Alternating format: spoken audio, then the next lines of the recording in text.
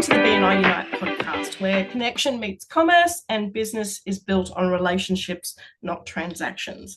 BNI Unite is a hybrid chapter that does business a little differently. 3 weeks out of 4, we meet online with a sharp, focused and efficient meeting. And on the first Friday of every month, we come together in person because nothing replaces the energy of a handshake, a laugh, or a coffee shared across the table. This podcast is more than referrals. It's about exploration of connection and real stories behind businesses. It's about the humans who show up every week committed to growth, not just their own, but each other's. Here we'll unpack the core values of BNI, givers gain, lifelong learning, accountability, building relationships, and we'll elevate the incredible businesses within our chapter. You'll hear the unique journeys, the pivots, the lessons, and the moments that shaped them. Whether you're a long-time member, a curious visitor, or someone who believes business should feel less lonely and more collaborative, you're in the right place. This is BNI Unite, built on trust, powered by relationships, growing together. Let's begin.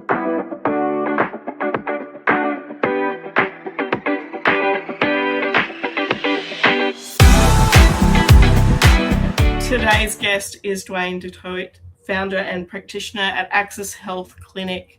Duane works in the intersection of physical health, performance, and long-term well-being, supporting clients with evidence-based practical care that focuses on how the body actually functions day to day. Certainly have experienced this myself. Known for his grounded, no-nonsense approach, Duane helps people move better, recover smarter, and understand their bodies beyond quick fixes. Duane, welcome to our very first podcast. Yay. Thank you. It's great to be here. I'm so honored. Thank you. So tell me a little bit about the biggest problem that you solve in your business. Oh, I love it. Great question. The biggest problem that we have day in, day out is we have people who walk through our door going, I've had this for a long time. It can't be fixed. There's nothing that can be done about it. It is what it is. And that's my air quote. So, no, we don't believe that. Our body is this incredible thing that is designed to heal. The problem is when we've locked stress into our body, and we often have heard the phrase, the body keeps the score. Our body will hang on to things trying to protect us. When those things no longer need to be protected from, that way that our body does that to guard us can become dysfunctional. We want to move away from that, remind the body, the brain, that it's all safe. It can work the way it should work. And when we do that, the body starts to be back in sync and natural healing starts to happen. And we see it time and time and time again. So that's our biggest thing. People who think that there is nothing else that can be done. I think having come from my own experience in that, like with chronic illness and like just chronically being sick for a good proportion of my life, I think we do get into that state of not even realizing how dysfunctional our bodies feel all the time. And I imagine that you see it a lot in your therapies and in your work of what you do. Absolutely. We see people who come in and they've been stuck in what's happening for so long that it has just become the new norm.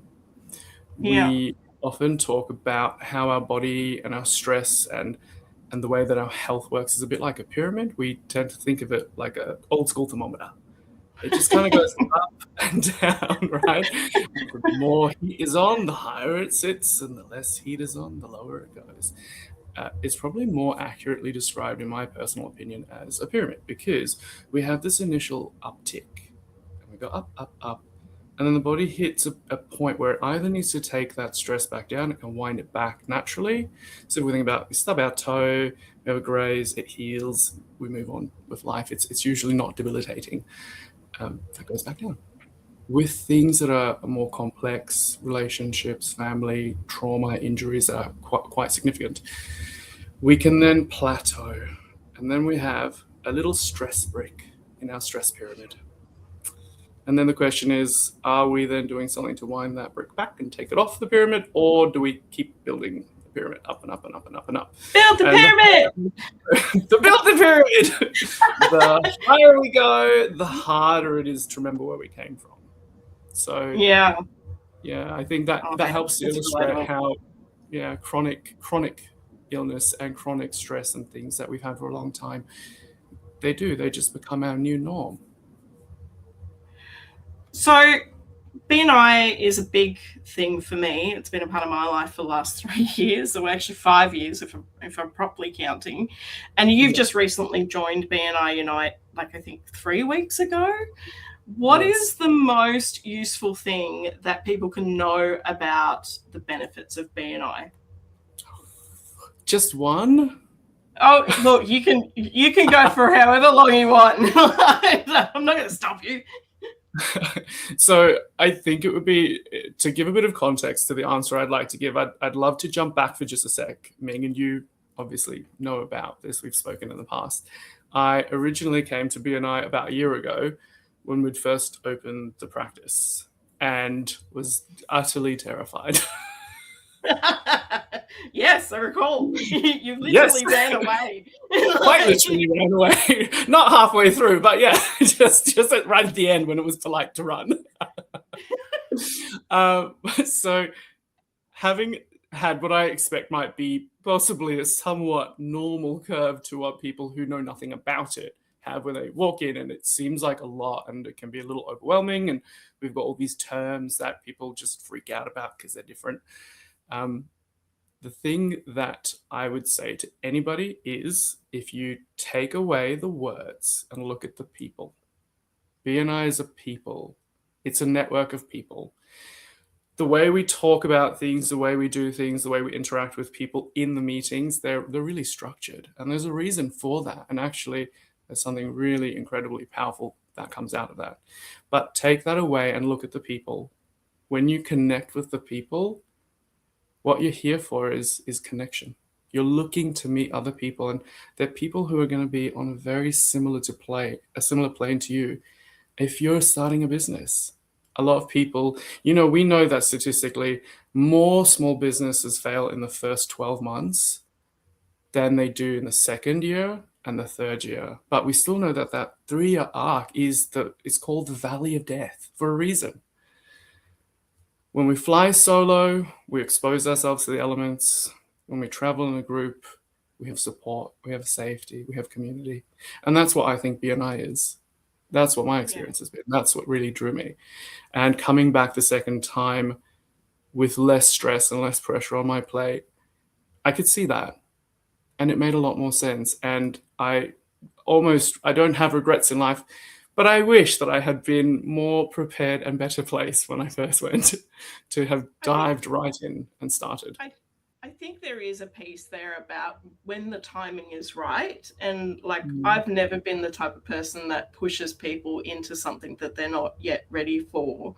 And I think for me, one of the benefits of BNI is you get incredibly lonely in business, and you've got all of these different problems that nobody will ever tell you about. No amount of reading books will ever solve for you. You could listen to 1,000 audiobooks and you just do not know. And it's very different to experiencing something than listening or reading something. And you've got 20 to 25 other business owners who've all gone through it or are going through it or are about to go through it. And they can give you actual advice from the ground of where they're coming from and where they've been.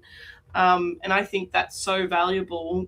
When I originally joined BNI, I'm a huge one for knowledge seeking. I love learning. I love taking on all the knowledge. Tasty, num-nums. And that was why I joined BNI in the first place. It wasn't for the referrals. It wasn't to grow my business. It was just to grow myself more than anything else. Absolutely. And, I'd echo that very much. It's about lifelong learning. It's about community. It's about people who come for you. And there was something almost disorienting at the start about how willing everybody was to help. It was almost confusing, because when you've been alone on the journey and you've forgotten that you can talk about what you're struggling with and what you're feeling challenged by and how you want to change and soundboard with people, you forget what it's like to have access to that. And I think it's frightening as well. Yeah, absolutely. Definitely. Because usually, like certainly in other circles that I've existed in, people would weaponize that weakness or weaponize that struggle that you might be going through. And just the generosity of people that are part of that ecosystem in BNI is quite huge. Now, you and I have had 1,000 different conversations about this, but I thought it would be a good one to talk about in the podcast in terms of what should people look out for when they're looking to book a session with a kinesiologist? I love this question. It's great.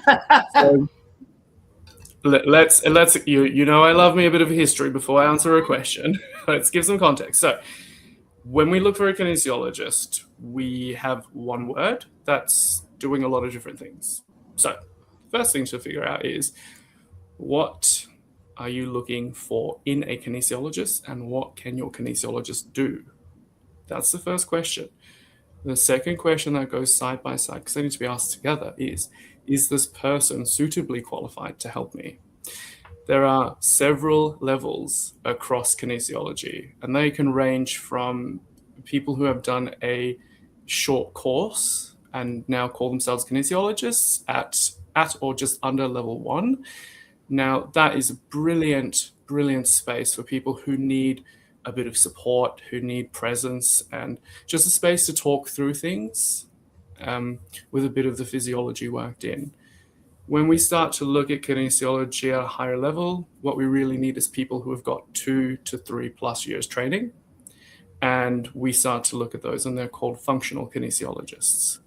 Now, functional kinesiologists, we look at the body, the physiology, the immunology, histology, all of the big fancy words that come out of healthcare that mean basically we're looking at how the thoughts and emotions within the body and the muscles and all of the hardware, so to speak, work. And then as well as that, all of the chemical stuff. And how is our body responding to this collection of things? And how do we make it all work together? Because our body it's not like a bunch of boxes that are stacked into a little human shape. It's all interconnected. And so kinesiology is about, at level 2 and 3, looking at that synergistic whole performance of the body to release stress and dysfunctional patterns at that level. And so if you want to find a brilliant kinesiologist, start by looking at the association website. Validate that who you're seeing is at the level that you need. If you're dealing with PTSD, chronic stress, complex injuries, level 2 and 3, that's where you need to be. So AKA and ATMS, they are the best places to go. If somebody's not on there, I would ask more questions just to see if they're the right fit for you. And so that's the first thing I always say to people is, how do you find a good kinesiologist? How do you know what you need from kinesiology? Start at the foundation. So following on from that, who are the best types of people who are good referral partners that sort of work in that health sector as well, that sort of are adjacent to that kinesiologist? The majority of our referrals come from chiropractors, naturopaths, acupuncturists, and physiotherapists. Then second to that, personal trainers, so people who are seeing long-term behavior, that's guarding behavior if we've had an injury and now we're moving the body into a position where it's not functioning the way it should, and that's becoming dysfunctional and we're stopping progress. But we're complementary and we work alongside. So anybody who's seeing a chiropractor is going to see a benefit from kinesiology because they're working on getting that spine to move nicely. We're working on the rest of the energy systems in the body to work alongside that. And similarly, chiropractors, acupuncturists, physiotherapists, naturopaths, they're our people who refer most often. I know that sometimes I've come into a session with you and you're very good at explaining what the hell is happening, because sometimes it just straight up feels like witchcraft. What would you say to somebody who's never sort of experienced kinesiology going in? Ooh, I love this question. Great. Okay. I don't think I've been asked this question in this exact format, so I'm really enjoying this. I would say the first thing I'd say is if you're going into kinesiology and you're a little bit apprehensive, my advice is this. Well, we can't explain gravity and we can't see the wind. We still know it's there and we still know it works. So the best thing you can do at the start is approach kinesiology. If you've got the kinesiologist you need at the right level for what you're trying to sort out, approach it with an open mind. I heard a great phrase the other day, and it was, the mind is like a parachute. It works best when it's open. And going into it, a good kinesiologist will be able to actually explain to you what we're doing. It's quite complex. So as a general standard, we don't spend all day standing there talking, because then we're not really delivering what we need to deliver in that session. But we will outline and explain things as we go. And there's a bit of education in that process. And so when you start to demystify it, as you've heard in a session, it does sound a bit like magic at the start. And then unfortunately, I do us a disservice of making us sound a lot less magical when the facts come out. I like that though, because I'm that curious sort of mind where I'm just like, but what does that mean? And yeah, there's been a few funny moments where you've used an acronym and I'm like, I'm not sure that's selling what the thing is that you're doing. Like, and that's always that has been quite amusing along the way. Yeah, I mean, I think one of my favorite ones, it might be the one you're alluding to, is there are times where we talk about acupressure points. And so people will go, okay, what is that? What is that? What does it do? Right, so the word that people freak out the most usually is meridian. Terrifying, run quickly, it's insanity, it's not real. I mean, anybody who's heard of, seen, or been to an acupuncturist and understands what is happening is really meridians are just a part of the nervous system and a bunch of network junctions across the nervous system. What you're doing is you are stimulating those neurological areas, and it is helping the body come out of stress by sending feedback to the brain. And it's as simple as that. And then the magic goes a bit, doesn't it? It's a bit boring after that. No, I'm still very much, this is pure magic and witchcraft. Yeah. Even when you explain it, even after all of that. Okay, good. Love it. Let's keep the magic. Yeah, 100%. The magic's still there. That doesn't go away. So I guess my next question is more about the history of your journey here. Like, how did you end up coming to kinesiology? Oh my goodness. Okay. My kinesiology journey would be, I imagine, one that a few people have been on, if I'm going to be quite honest. And it'll be one where a lot of people would probably not have taken the leap that I did. So my journey was that I actually come from a background where I studied accounting and law and then environmental science before that, and never worked. That's left of field. That's not something I expected you to say. What? Just a little bit. I love studying. I love research. I love facts. I love things that we can prove. But I also like things that we see work that we haven't figured out how to explain with our research yet. And they're my favorite things. So one of the things is I also did my postgrad in the States in tech and philosophy of emerging technology. So I'm a big fan of learning, as you know. So I'm a facts person. I have a science background. I like to see the data and the research. Now, kinesiology does not have a huge amount of research. So naturally, I thought, load of nonsense, woo-woo. Old woo-woo.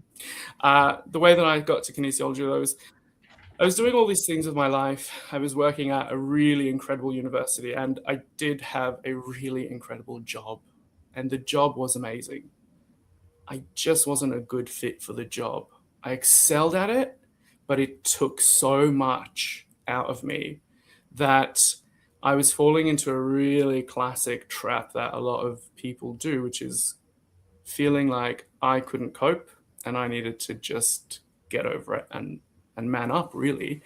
And if I wasn't doing that, I was having quite a few drinks to numb the pain of it. So the vicious cycle started, and it sort of never really stopped through my 20s.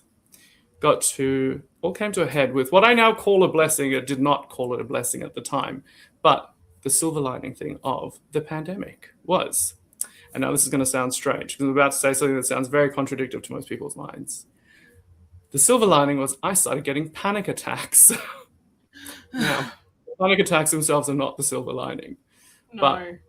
where it took me in the journey and the steps that I took are I tried psychotherapy. I saw a psychologist. I tried antidepressants, more medication than you could throw at a pharmacy on most weekdays, and nothing worked. Some things made it worse. Some things helped a bit. It did help for a time, having counselling and seeing a psychologist, but it never stuck. It sort of things seemed to come back. That it felt a bit like a hamster wheel would be the best way to describe it, and I felt like would be really high up. It'd be great. Would have a session, medication was working, it would just be turning beautifully, but it would reach that apex and then slowly career very rapidly down into the very low point where there'd be burnout and exhaustion and fatigue and depression. And so when these panic attacks started, the pandemic came and went. The panic attacks, however, did not. They decided to hang on. A really brilliant friend of mine who's an incredible chiropractor, Lauren Thew, she, when I confided in her, said to me, okay, have you thought about trying kinesiology, seeing a kinesiologist? And on reflection, I perhaps didn't have the most generous response. I think I said something along the lines of, oh, sounds like something really woo-woo witchy. And I own it. I was wrong. Hysterical. That's so good. I was wrong. I was so wrong. So I do understand when people say, ooh, woo-woo. Yeah, I get it. I was there. I've been there. But after I said that, she did what I think was she gave me one of the most incredible gifts a friend could give somebody, which was she put me in a position where I had to open my mind. And she said, well, what have you got to lose? You have tried everything else. Wow. How do you, that's a profound comment when it's put in the right place. How do you beat that? So somewhat unwillingly / begrudgingly, I trotted off to the kinesiologist she recommended. And I have to say, from the first session, when I met my kinesiologist, she started to explain things to me and unpack it. And she explained to me, like I said to you earlier, you have to just take a step back for a minute and drop the prejudice. If you're going to come at the process saying, well, this is pointless, this is nonsense, this isn't going to work, then why go in the first place? You're only disadvantaging yourself. So when you resist anything, any therapy that you resist is going to be ineffective in the long term. So explaining it, she brought me through that process. It was 6 sessions, 6 weeks. I haven't had a panic attack since then. Not only have I not had a panic attack, what really happens in kinesiology when you open yourself up to it is it actually helps you collect things that have happened in the past that you have even forgotten about, or things that you actually just believe cannot be changed in your life, in relationships, in beliefs that you have about yourself. I never believed that I would succeed at having a business, but we're at 1 year in and we are. And I went through the process of reprogramming that, not just in my belief system, but in my body. And that's what's magical about kinesiology. And so that is why I decided to become a kinesiologist, because I had experienced what it could do for me, and I wanted to bring that to other people.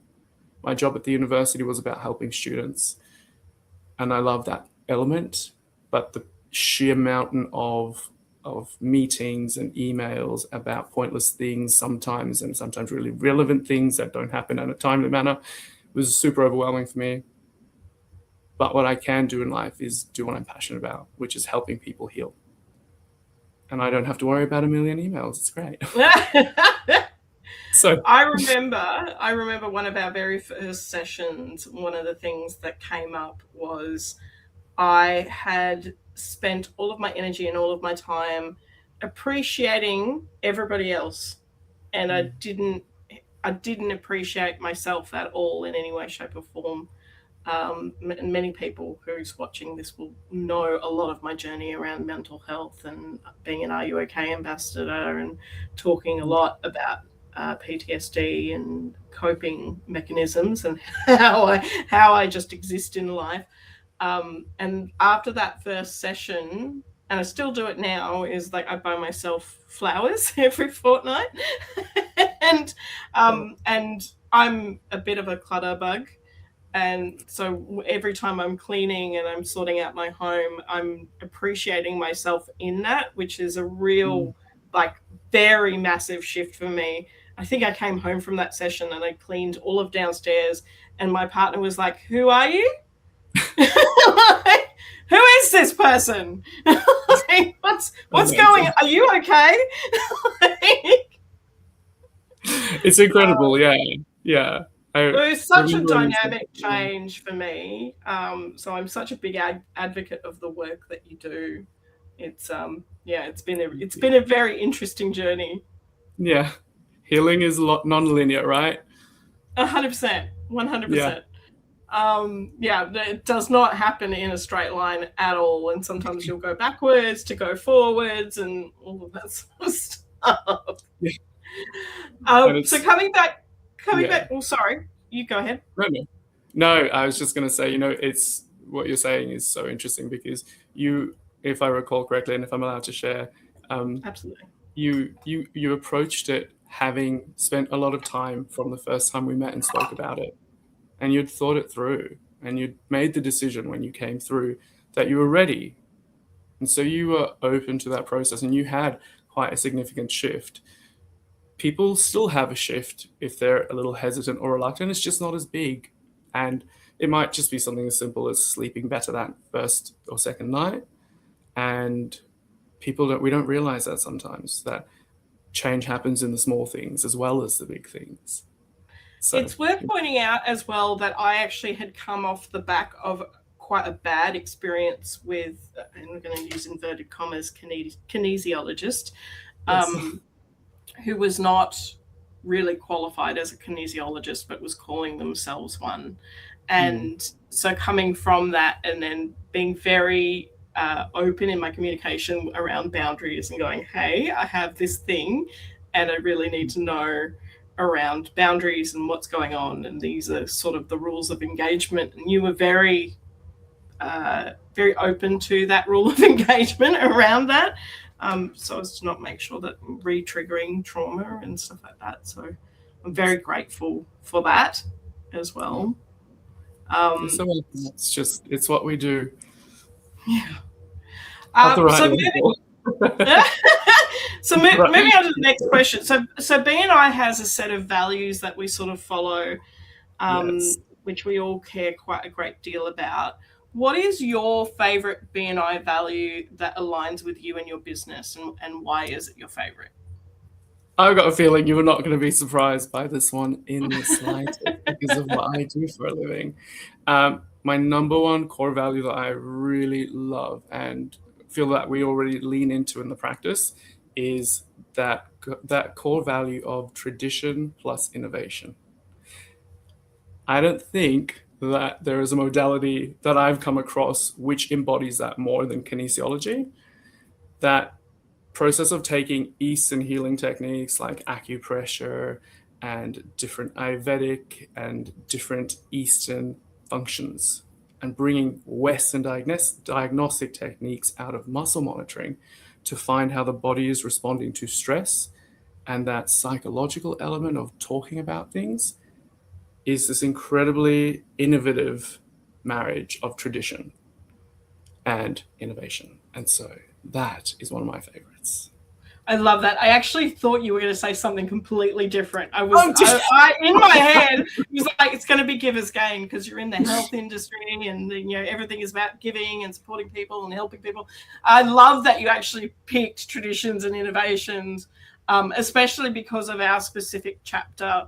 We're quite innovative in the fact that we have a hybrid model And what that means is basically we meet online for 3 weeks out of 4, and then we meet in person. And when we meet in person, it's like a freaking party every time. So,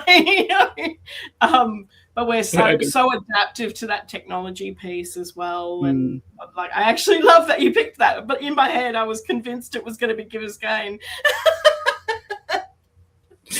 Which just knows what bias tells you, right?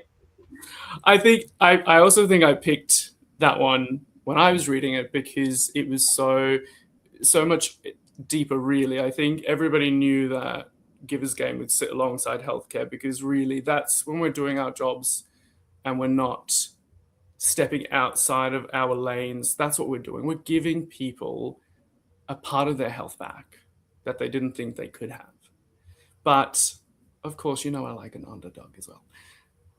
So that's why I picked that one. I love it. But you're right. And it's, do you know what? One of my favorite things now that you've said that is our chapter is so unique because if you're really busy, and most of us in healthcare are incredibly busy, getting out on the road every single week for that amount of time, it's not the doing it that's the problem. It's the extra time on either side and how we have to then reshuffle our teams to make infill happen.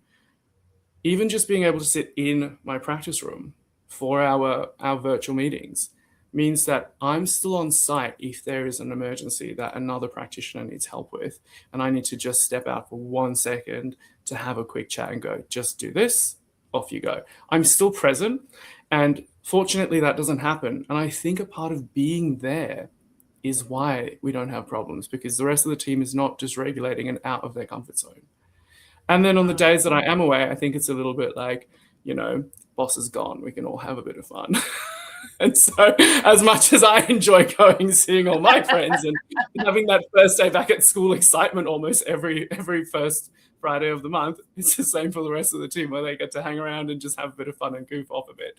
So, yeah. I love our chapter genuinely because there is not a meeting that goes by that we don't have a baby bouncing on somebody's lap. We don't have a cat that's interrupting the screen. We don't have a dog that's barking like a maniac. We're also pet and family orientated and obviously business orientated as well. That flexibility to be able to be home with your baby, to be home with your pets. I don't think any of us would cope if we weren't home with our pets. I actually genuinely think that would be a problem for our chapter. I love that uniqueness and what we bring in particularly in our chapter. So how can people get into... Oh, yep, sorry, you've got... Yes, sorry, I just really wanted to... And I suppose I probably not the right place to do this, but I just also want to commend you and thank you as our chapter president, because even though we're on a virtual session, it is so structured, and even with disruptions, we lose none of the efficacy and interaction. It actually doesn't feel in any way that it doesn't have the virtual distance you usually feel. No. Because the structure mirrors it and you keep everything on time without it being overwhelming. And so thank you, because that is incredible in itself. I think the structure is it's one of these sort of invisible things that happens in the background that a lot of people don't really acknowledge or take for granted a little bit. And I've actually said this quite consistently. This meeting is structured for neurodiverse people. I am convinced of it. Anybody that is neurospicy or neurodiverse or neurosparkly and has an ADHD brain that runs around like 12 squirrels, this meeting is structured to keep you on track and actually keep you focused. And the fact that at least half of our room is definitely neurodiverse, and we managed to get through that meeting. Thank you. I appreciate the commitment. I wish I could take credit for that, but that's BNI itself has actually structured the meeting in that way. I just follow it. I follow the slides, man. And that's it. All we need. We need a captain of the slides. So how can people get in touch with you? How can they book in with you? So we've made a really simple system. We've got a great website. You can find out more about what we do in the practice. We're at Axis Health Clinic. That's AXIS healthclinic.com.au. And I've even got my little cup. You can have a look. I love it.